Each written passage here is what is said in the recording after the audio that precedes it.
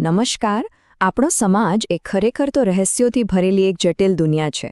પણ આ રહસ્યોને ઉકેલવાની ચાવી શું છે?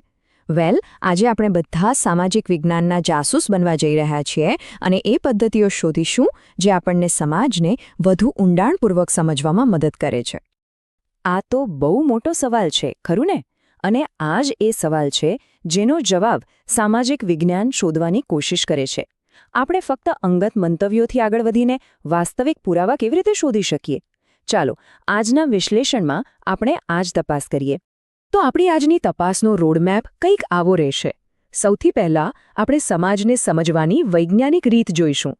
એ પછી જથ્થાત્મક અને ગુણાત્મક એવા બે મુખ્ય દૃષ્ટિકોણ વિશે જાણીશું.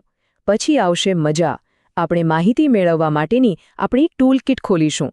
સંશોધનના 5 પગલાં સમજીશું અને છેલ્લે આ બધી મહેનતનું ખરેખર મહત્વ શું છે તે સ્પષ્ટ કરીશું. ચાલો, તો શરૂઆત કરીએ આપણા પહેલા વિભાગથી. જો કોઈ પણ જાસૂસને તપાસ શરૂ કરતા પહેલાં કેટલાક મૂળભૂત નિયમો જાણવા જ પડે છે. બસ એવી જ રીતે સમાજને સમજવા માટે પણ કેટલાક વૈજ્ઞાનિક સિદ્ધાંતો છે. આ પદ્ધતિશાસ્ત્રને એક પ્રકારની રેસિપી બુક સમજી શકાય. જેમ કોઈ સ્વાદિષ્ટ વાનગી બનાવવા માટે ચોક્કસ સામગ્રી અને પ્રક્રિયાને અનુસરવું પડે, બસ એ જ રીતે સામાજિક સંશોધનમાં ભરોસાપાત્ર તારણો મેળવવા માટે આ નિયમોનું પાલન કરવું એકદમ જરૂરી છે. જો આ નિયમો ન હોય તો આપણી વાતો ફક્ત મંતવ્યો બનીને રહી જાય, વૈજ્ઞાનિક હકીકત નહીં. કોઈપણ સારા જાસૂસની જેમ આપણે પણ કોઈપણ સમસ્યાને અલગ અલગ દૃષ્ટિકોણથી જોવી પડે છે. સામાજિક તપાસ માટે પણ આવા જ બે મુખ્ય દૃષ્ટિકોણ છે. ચાલો, તેમનો પરિચય મેળવીએ. અહીં બે મુખ્ય દૃષ્ટિકોણ છે અને બંને બહુ રસપ્રદ છે. જથ્થાત્મક અભિગમ પૂછે છે કેટલું, જેમ કે કેટલા ટકા વિદ્યાર્થીઓ ઓનલાઈન શિક્ષણથી ખુશ છે. આ આપણને આંકડા આપે છે.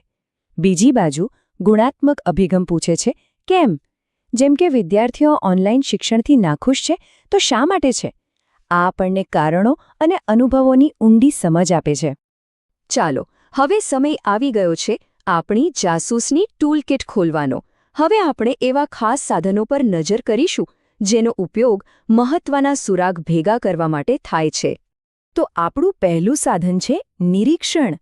આમાં સંશોધક કોઈ ઘટનાને દૂરથી બિલકુલ એક જાસૂસની જેમ જુએ છે.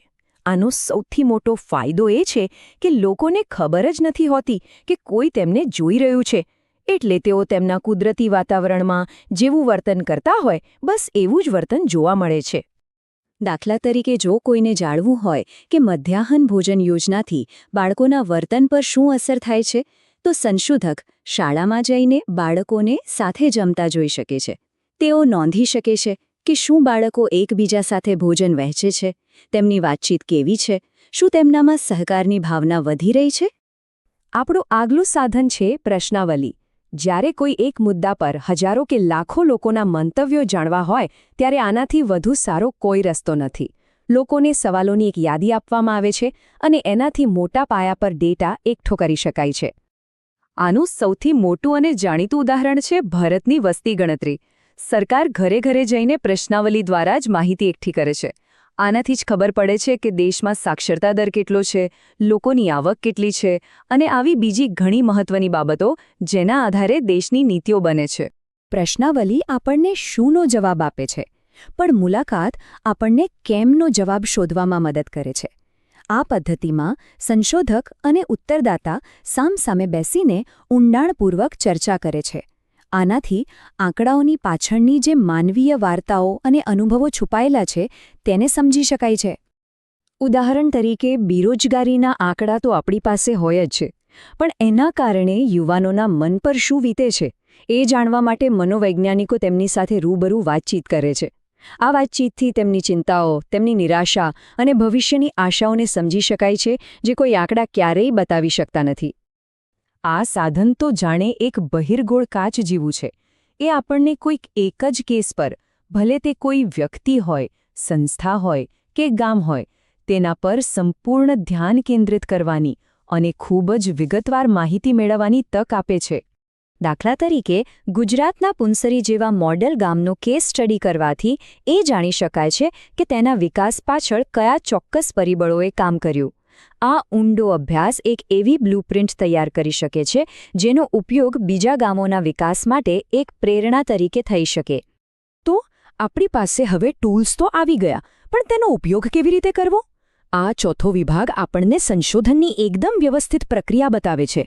આ એક એવી ઔપચારિક યોજના છે જે સુનિશ્ચિત કરે છે કે તપાસ તર્કબદ્ધ અને સચોટ રીતે આગળ વધે. કોઈપણ સામાજિક તપાસ આ 5 સોપાનોમાંથી પસાર થાય છે. સૌ પ્રથમ તો એ નક્કી થાય છે કે અભ્યાસ માટેની સમસ્યા કઈ છે. એના આધારે એક કામચલાઉ અંદાજ એટલે કે ઉત્કલ્પના બાંધવામાં આવે છે. પછી આપણે જે સાધનો જોયા તેના દ્વારા માહિતી એકઠી કરાય છે, તેનું વર્ગીકરણ અને વિશ્લેષણ થાય છે, અને છેલ્લે તેના પરથી ચોક્કસ તારણો કાઢવામાં આવે છે. સારું, તો આપણે પદ્ધતિઓ, સાધનો અને પ્રક્રિયાઓ વિશે ઘણી વાત કરી. પણ સવાલ એ છે કે આ બધું શા માટે? આટલી બધી મહેનત કરવાનો અર્થ શું છે? આપણે અંતિમ અને સૌથી મહત્વપૂર્ણ વિભાગમાં આપણે સમજીશું કે આ પદ્ધતિનું વાસ્તવિક દુનિયામાં શું મહત્વ છે. આ પદ્ધતિઓથી જ આપણે ગરીબી કે ગુનાખોરી જેવી મોટી સમસ્યાઓના મૂળ સુધી પહોંચી શકીએ છીએ.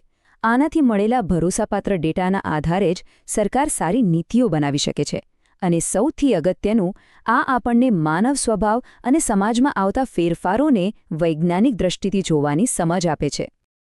અને આ આખા વિશ્લેષણનો સારાંશ આ એક વાક્યમાં છે: સામાજિક વિજ્ઞાન પદ્ધતિશાસ્ત્ર માત્ર માહિતી ભેગી કરવાનું સાધન નથી, પરંતુ સમાજને સુધારવા માટેનું એક માળખું છે. ટૂંકમાં, તે જ્ઞાનને ક્રિયામાં બદલવાનો એક માર્ગ છે. તો ચાલો આ વિશ્લેષણને એક વિચાર પ્રેરક પ્રશ્ન સાથે સમાપ્ત કરીએ. હવે જ્યારે આપણી પાસે આ જાસૂસની માર્ગદર્શિકા છે, તો આપણી આસપાસની દુનિયા પર નજર કરીએ અને વિચારીએ, એવો કયો કેસ છે જેની તપાસ હવે થવી જોઈએ?